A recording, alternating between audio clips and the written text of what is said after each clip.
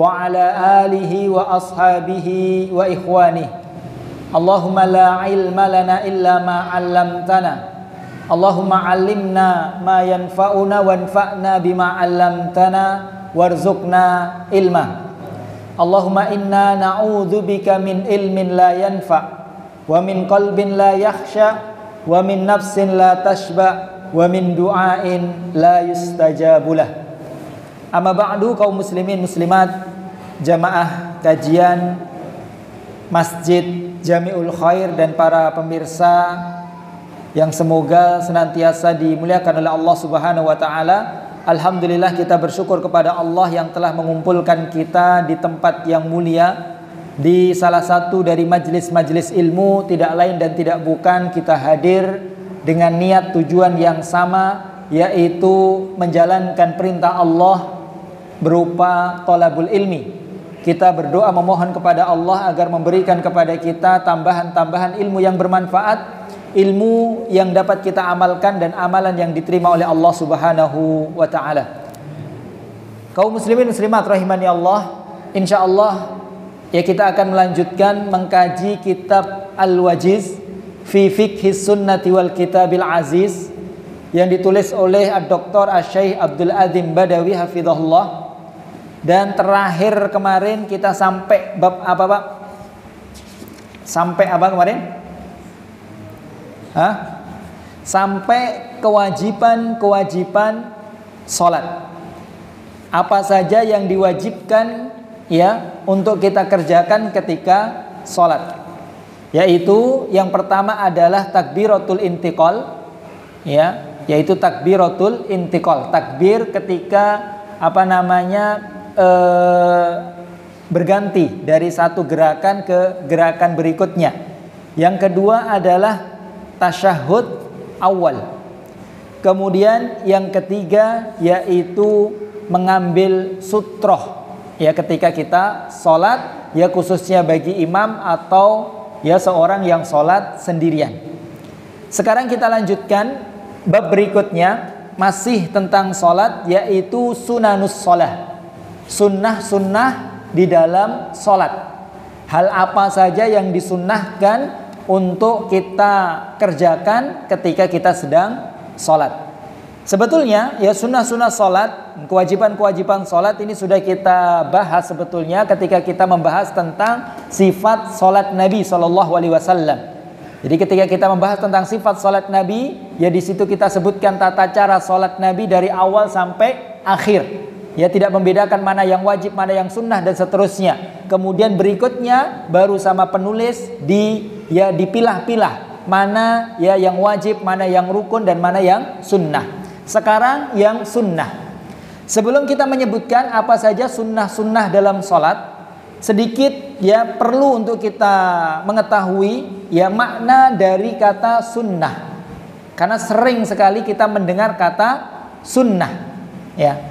Sunnah ya ini berbeda ya kalau kita sedang belajar ilmu fikih, apa yang dimaksud dengan sunnah pun berbeda ketika kita belajar ilmu hadis, apa yang dimaksud dengan sunnah. Sunnah dalam ilmu hadis berbeda dengan sunnah dalam ilmu fikih, pun berbeda dalam ilmu akidah dan yang lainnya. Akan tetapi secara bahasa sunnah, karena sunnah ini diambil dari bahasa Arab, yang artinya sunnah itu adalah metode atau jalan. Jadi kalau sering kita mendengarkan ini adalah sunnah Nabi, ya, ini adalah sunnah Nabi, ini adalah metode, ini adalah jalannya Nabi, ini adalah kebiasaan yang dilakukan oleh Nabi, ya.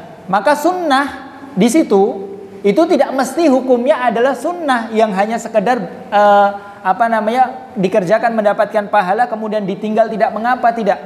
Bisa jadi sunnah yang dimaksud hukumnya adalah wajib. Contoh misalnya saya berikan contoh ya, memelihara jenggot bagi laki-laki. Ini adalah sunnah Nabi. Jenggot itu adalah sunnah Nabi, membiarkan jenggot tumbuh. Ini adalah sunnah Nabi. Maka jangan dipahami bahwasannya oh berarti membiarkan jenggot hukumnya hanya sunnah, tidak. Karena yang dimaksud sunnah di situ adalah metode jalan atau adat kebiasaan Nabi Shallallahu Alaihi Wasallam. Contoh misalnya, ya, di antara sunnah Nabi dalam berpakaian, Maka di antara sunnah beliau, ya bagi laki-laki, maka tidak menutupi misalnya kedua mata kakinya. Ini sunnah Nabi.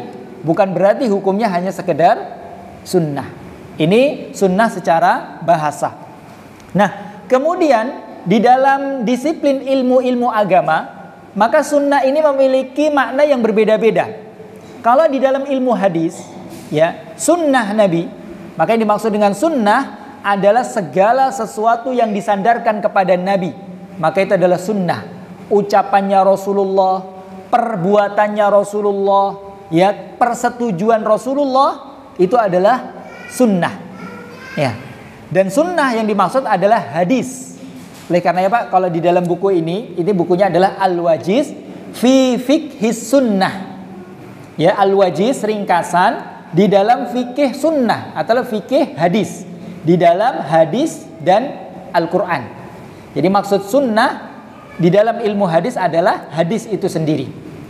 Kemudian di dalam ilmu akidah, ilmu akidah yang dimaksud dengan sunnah yaitu segala perbuatan yang dicontohkan oleh Rasulullah SAW, itu sunnah. Maka kebalikan dari sunnah dalam ilmu akidah, ilmu manhaj, yaitu segala sesuatu yang diada-adakan dalam urusan agama yang tidak pernah dicontohkan oleh Rasulullah SAW, itu kebalikan dari sunnah. Nah, kemudian dalam ilmu yang sedang kita pelajari, yaitu ilmu fikih, karena kita sedang belajar ilmu fikih, maka yang dimaksud sunnah di sini bukan bukan hadis, ya, bukan juga yang dimaksud adalah segala sesuatu yang disandarkan kepada Rasulullah, metode Rasulullah, bukan. Tapi sunnah di dalam ilmu fikih atau menurut ulama pakar fikih, sunnah itu adalah segala sesuatu yang disyariatkan oleh syariat. Jadi yang disyariatkan, akan tetapi tidak sampai pada batas yang wajib. Jadi segala perbuatan, ucapan, segala sesuatu yang diperintahkan, yang disyariatkan oleh syariat, oleh Allah atau oleh Rasulullah, tapi tidak sampai ke derajat wajib. Maka hukum sunnah di sini, yaitu hukum sunnah atau konsekuensi dari sunnah, yaitu ya apabila kita mengerjakannya maka akan mendapatkan pahala, namun apabila kita meninggalkannya kita tidak mendapatkan dosa. Jadi segala sesuatu yang bila kita kerjakan maka kita berhak untuk mendapatkan pahala karena sesuatu tersebut disyariatkan. Tapi apabila kita tinggalkan maka tidak mendapatkan dosa karena tidak sampai batasan wajib. Apa saja sunnah-sunnah dalam sholat? Ini beliau membagi menjadi dua macam. Yang pertama adalah sunnah al-qauliyah, sunnah-sunnah yang bentuknya adalah ucapan. Sunnah-sunnah di dalam sholat yang bentuknya ucapan. Yang kedua, sunnah al-fi'liyah, sunnah-sunnah di dalam sholat yang bentuknya adalah perbuatan. Nah, sekarang yang pertama yang kita sampaikan yaitu sunnah al-qauliyah, sunnah-sunnah dalam sholat yang bentuknya adalah ucapan, yang bentuknya adalah ucapan. Apa saja? Di sini ada banyak disebutkan, ada 10, akan tetapi ya kita tidak baca langsung semuanya, ya kita baca sedikit demi sedikit ya sampai nanti ya selesai waktunya.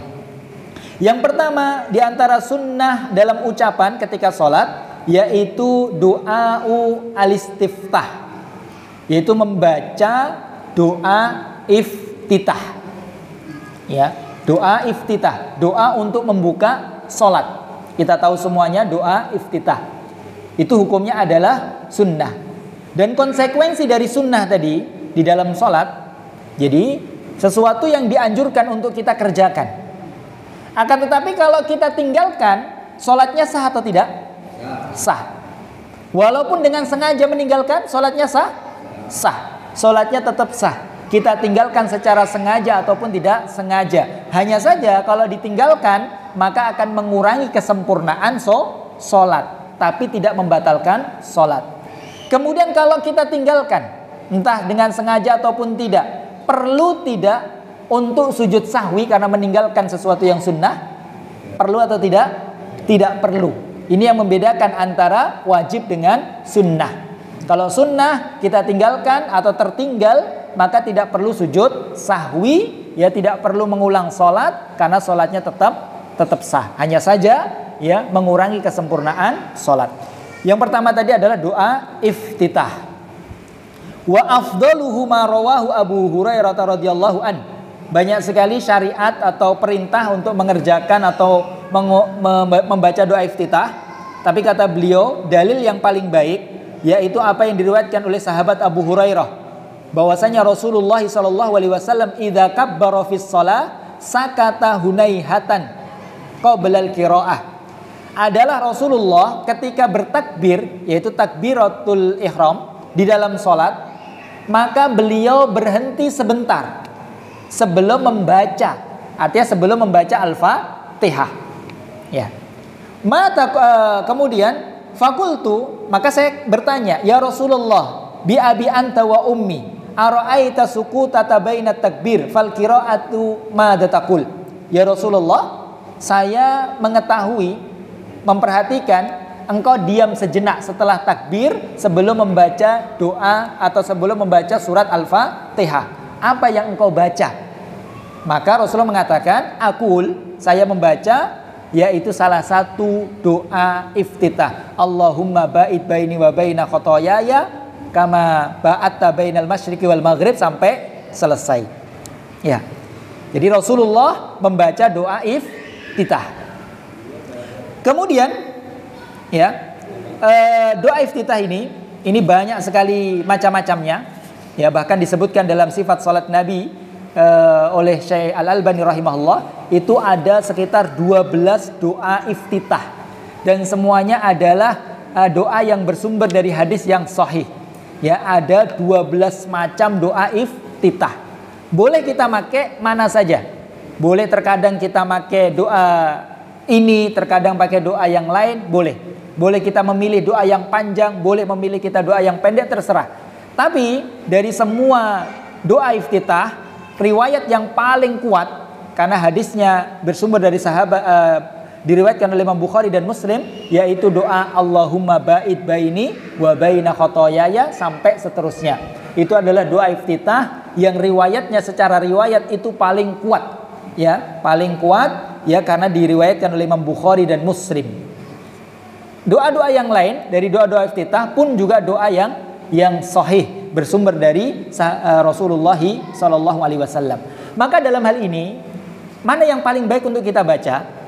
Maka ya para ulama menjelaskan yang paling baik, yang dianjurkan, yaitu terkadang membaca doa ini, terkadang membaca doa yang lain. Kenapa?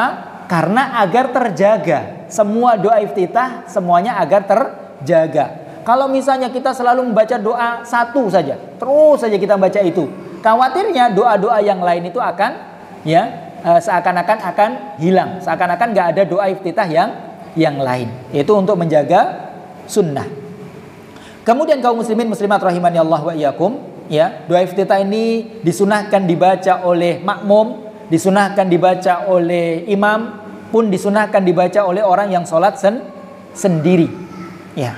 Tapi misalnya kalau seorang makmum, ya, dia mendapati imam sudah membaca surat misalnya, dia baru masuk ke dalam shaf, harusnya secara urutan dia membaca doa iftitah, kemudian surat Al-Fatihah dan yang lainnya, ya. Maka apa yang dilakukan? Kalau dia masuk ke shaf, ini imam sudah membaca surat misalnya, apa yang dilakukan? Ya. Ya. Jadi, ya, kalau kalau memungkinkan, atau misalnya dia masuk di dalam shaf itu sudah imamnya sudah berdiri, dia sudah terlambat begitu, maka kalau memungkinkan bagi dia yakin masih sempat membaca doa iftitah, kemudian bisa membaca Al-Fatihah, maka itu yang dilakukan. Tapi kalau dia yakin kalau membaca doa iftitah nanti akan terlewat membaca Al-Fatihah, maka dia tidak membaca doa iftitah, ya, dia mencukupkan untuk membaca surat Al-Fatihah. Ya. Ini. Kemudian ini yang pertama, yaitu doa iftitah. Yang kedua, di antara sunnah dalam sholat yang bentuknya adalah ucapan, yaitu al-isti'adah. Al-isti'adzah. Isti'adzah itu apa, Pak? Memohon perlindungan. Ya, yaitu kapan itu kita baca ketika sholat, Pak? Memohon perlindungan itu kapan? Ya, ketika sebelum membaca surat Al-Fatihah. Ya, sebelum membaca surat Al-Fatihah. Jadi habis membaca doa iftitah, kemudian kita ta'awud. Apa hukum ta'awud? Ya, sebelum kita membaca surat Al-Fatihah di dalam sholat itu, maka ya di sini beliau penulis kitab berpendapat hukumnya adalah sunnah. Hukumnya adalah sunnah. Artinya kalau langsung membaca Al-Fatihah tanpa ta'awud, maka sholatnya sah. Ya. Akan tetapi ya perlu kita sampaikan bahwasanya membaca ta'awud ya di dalam sholat, maka ini adalah sesuatu yang diperselisihkan oleh para ulama. Namun jumhur, kebanyakan para ulama berpendapat memang hukumnya adalah sunnah. Hukumnya adalah sunnah, dan ini pendapat yang kuat. Pendapat yang kuat ya, ta'awud itu hukumnya sunnah. Namun ada sebagian para ulama ya, di antaranya adalah Syekh Al-Albani rahimahullah dan yang lainnya mengatakan bahwasanya ta'awud ini hukumnya adalah wajib. Hukumnya adalah wajib. Apa dalilnya? Dalilnya adalah perintah Allah. Allah Subhanahu wa taala berfirman, "Fa idza qara'tal Qur'an fasta'id billahi minasyaitonir rajim." Apabila kamu mau membaca Al-Qur'an, maka berta'awudlah, berlindunglah, ta'awud kepada Allah Subhanahu wa taala dari syaitan yang terkutuk. Jadi situ Allah memerintahkan ya agar berta'awud sebelum membaca Al-Qur'an. Dan memang hukum asal perintah itu adalah wajib. Makanya para ulama yang berpendapat wajib, mereka mengatakan hukum asal perintah adalah wajib.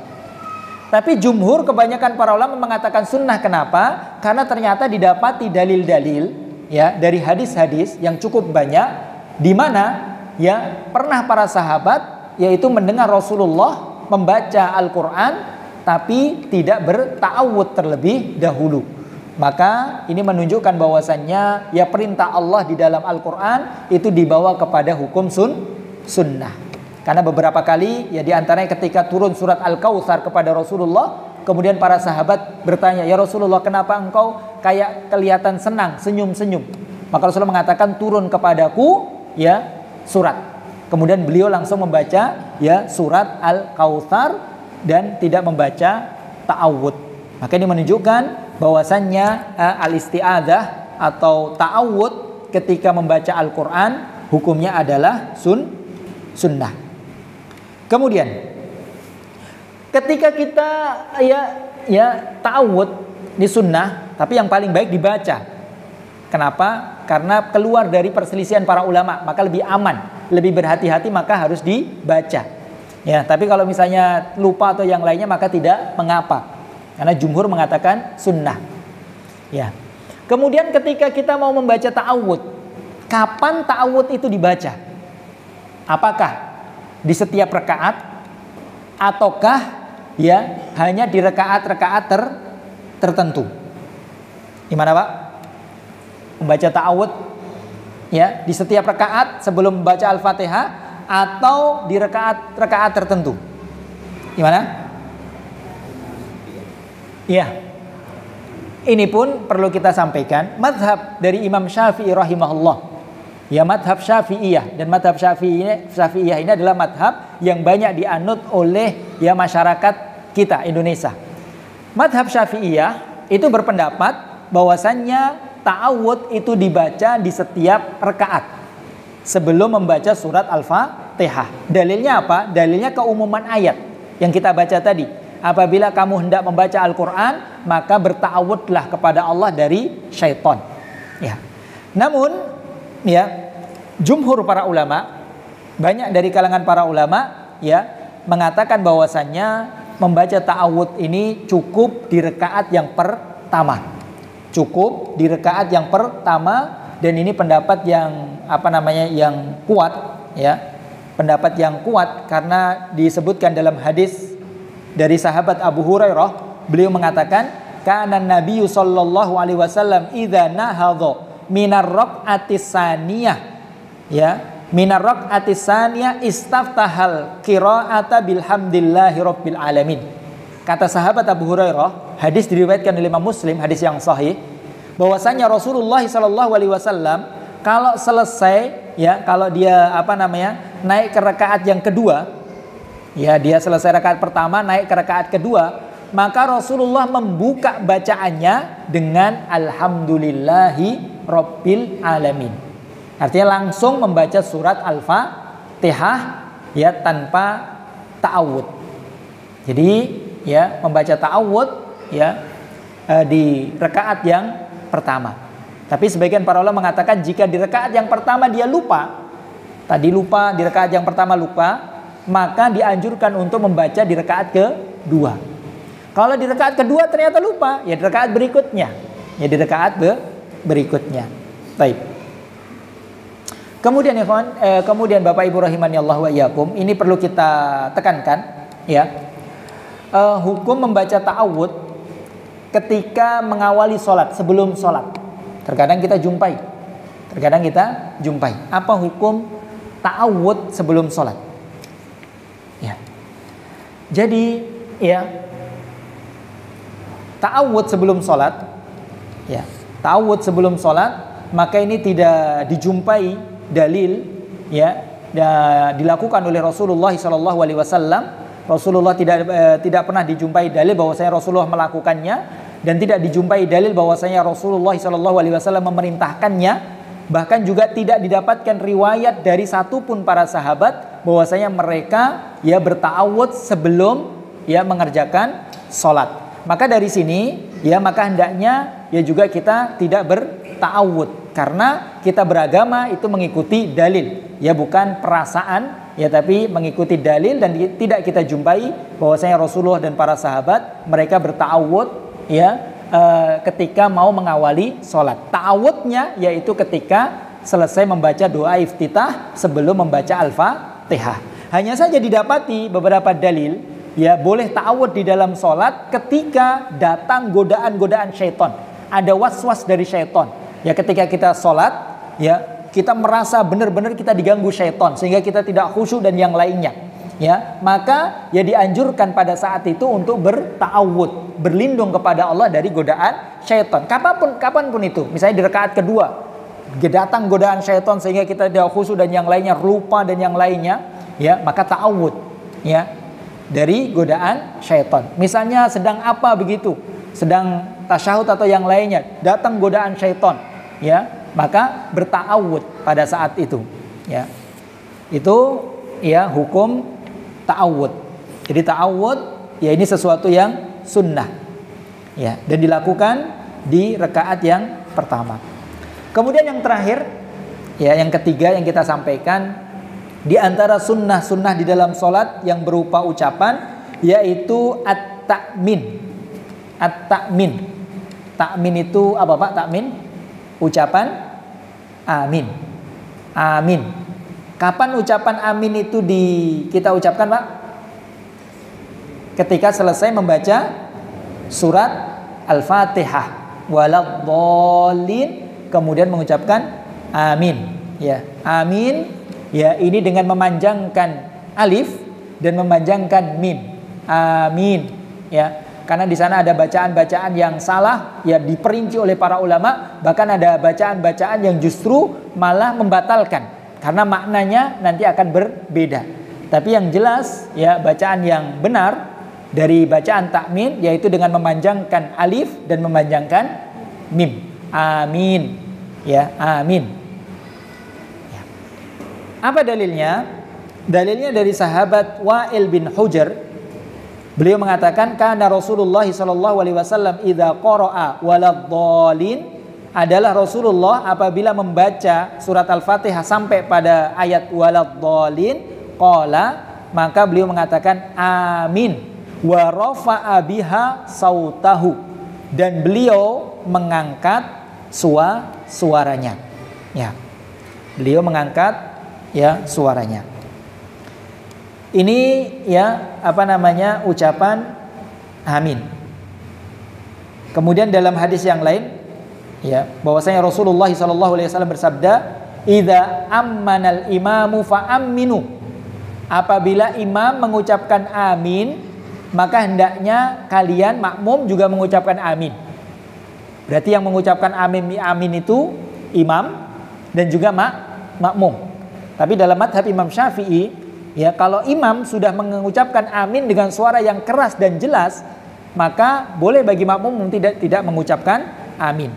Tapi ya zahir dari hadis ini yang mengucapkan amin itu imam dan juga makmum.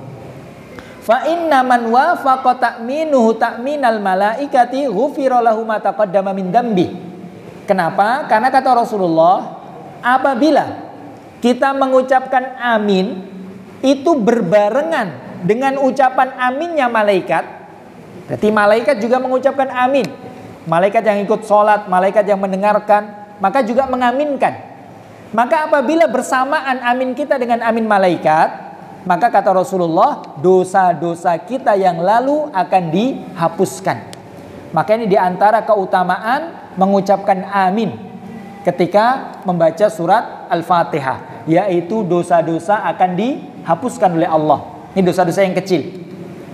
Kemudian juga diantara keutamaan kita membaca amin, yaitu menjadi sebab dikabulkannya doa. Karena amin itu artinya apa, Pak? Amin itu artinya apa? Ya Allah kabulkanlah. Ya Allah kabulkanlah. Jadi kita semuanya berdoa, ya Allah kabulkanlah. Kabulkan apa? Kabulkan bacaan imam, kabulkan bacaan kita dalam surat Al-Fatihah.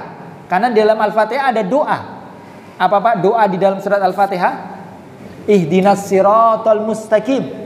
Ya Allah tunjukkanlah kepada kami jalan yang lurus, siratal mustaqim. Kemudian kita mengucapkan amin, ya Allah kabulkanlah. Maka kata Rasulullah, ya ucapan amin itu adalah sebab dikabulkannya doa. Ya, sebab dikabulkannya doa. Dan Rasulullah mengabarkan kepada kita, ini diantara keutamaan amin. Orang-orang Yahudi adalah sifatnya, yaitu mereka adalah hasad. Orang Yahudi itu sangat hasad, terutama kepada kaum muslimin. Rasulullah mengatakan, innal yahuda qaumun hasad. Orang-orang Yahudi itu adalah kaum yang hasad.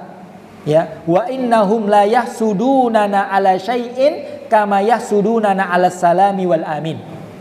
Ya, orang-orang Yahudi itu tidak pernah hasad kepada kita, orang-orang muslimin, ya.